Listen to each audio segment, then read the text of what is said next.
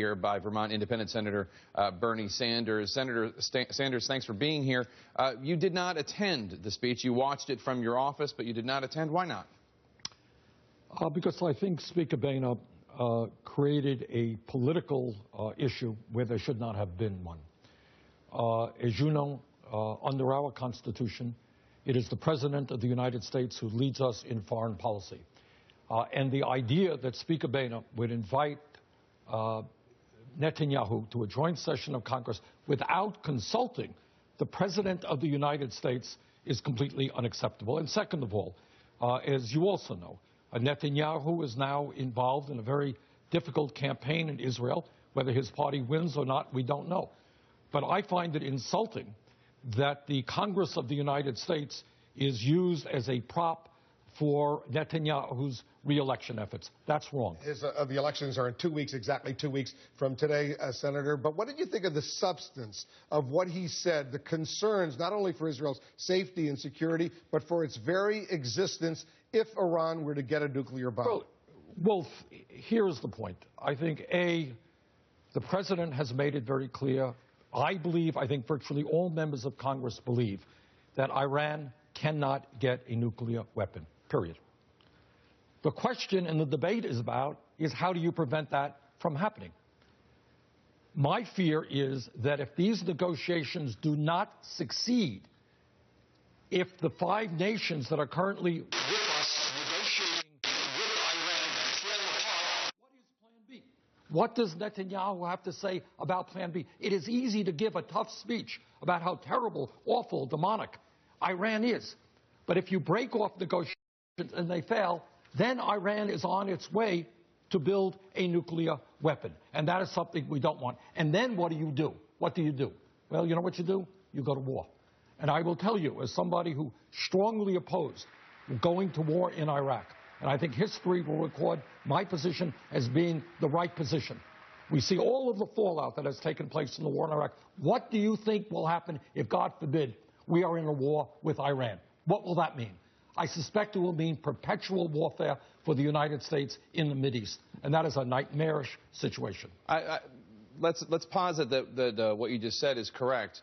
What does the Middle East look like if Iran gets a nuclear weapon? Conversely, is there not an existential threat to Israel and other rival countries of Iran? B, suddenly a nuclear arms race with Saudi Arabia, Turkey, Egypt trying to catch up with Iran? I think that's a valid point. So the goal is, as the President has indicated, that we will not allow that to happen.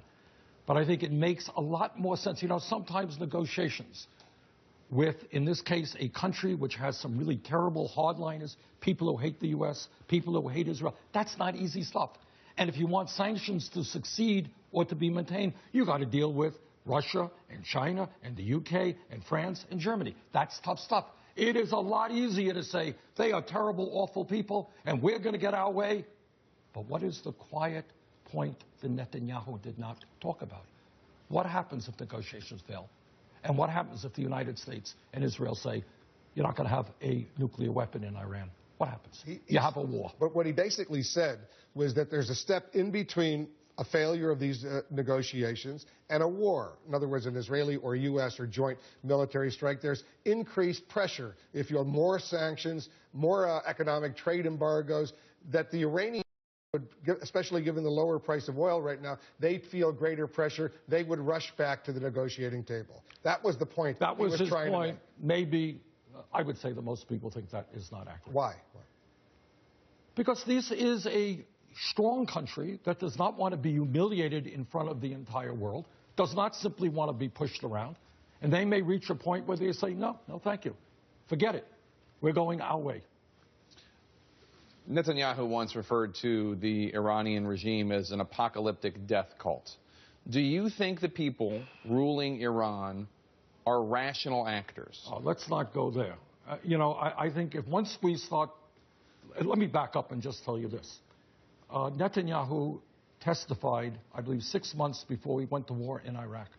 And after demonizing the Iraqi government, made it very clear that he strongly supported the United States going to war in Iraq. Once we get, Jake, into this business of telling people around the world they're not rational, what does that lead you to?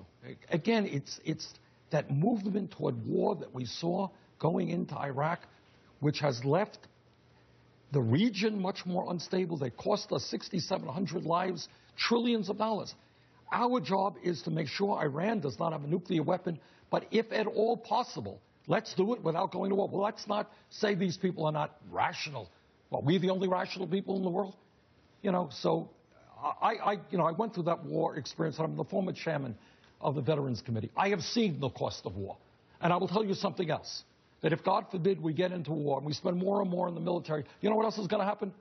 Some of my friends in the Congress will want to cut Social Security, Medicare, Medicaid, because we're spending so much money on war. That's in America I feel uncomfortable looking about. Vermont Independent Senator Bernie Sanders, thank you so much. As always, we appreciate your coming and sharing your views. Thank you very much, Senator, for joining us. A quick reminder, make sure to set your